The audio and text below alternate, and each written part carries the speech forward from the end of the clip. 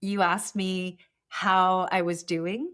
And honestly, the timing of this podcast episode couldn't be more perfect because I actually used to do a lot of podcast interviews. And the last one I did was right after I came back from my volcano climb before everything blew up. Yeah. And then they just stopped, like the invitations stopped coming. And I thought it was so interesting because I have been just dealing with the financial repercussions of shutting down my business. There were repercussions, right, that I had to deal with.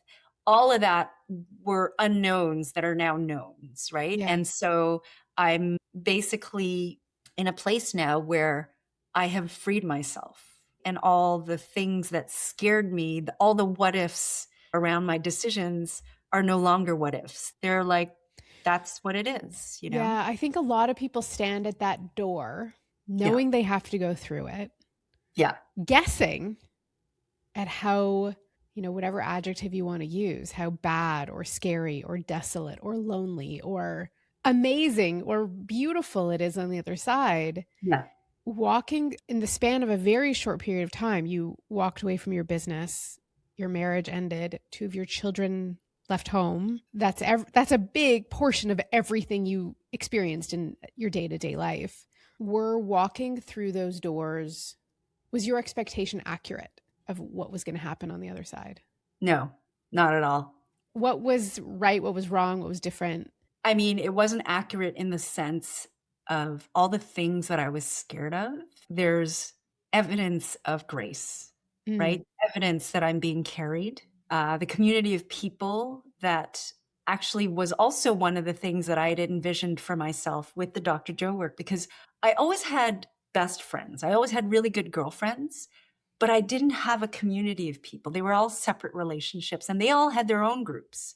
And I remember feeling like, I don't really feel like I belong. And what's happened without even me really even seeing it unfold was I have this beautiful community of friends, like women we're all transforming at the same time. And so, I'm not doing this alone. And there's just been so much beauty. And well, I'll share something with you, which is the decision to end my marriage was very difficult because it wasn't a situation of infidelity on either side. It was this very long, drawn out process of just feeling that I was not seen. We didn't fit.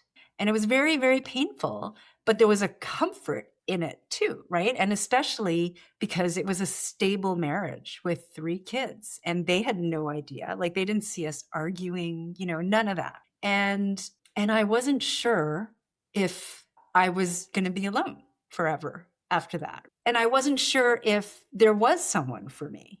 And what ended up happening was I decided that I needed to spend time by myself, right? I just needed to kind of go through it.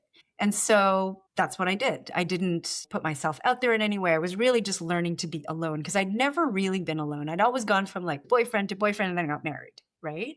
And about 8 months into the separation, I went to go visit a friend of mine who she had a sauna and we were like hanging out in her sauna and stuff. And she's like, I'm going to set you up with someone. And I was like, who? And anyways, I had some resistance to it, especially after she described, I was like, I don't know. Anyways, I just decided to say yes because it was like, it's an exercise in saying yes. You can check it off and say like, I went out on a date and I went out on this date and this was 9+ months ago and I couldn't believe it. But like, I met my person on that date. And like, I've heard these stories of people, right? But I never thought that would happen to me. And it was like I was caught, like the universe caught me. mm. And I do feel that I, in a sense, have been flying without a net. And I continue to fly without a net in many areas. I don't know what's next for me right now.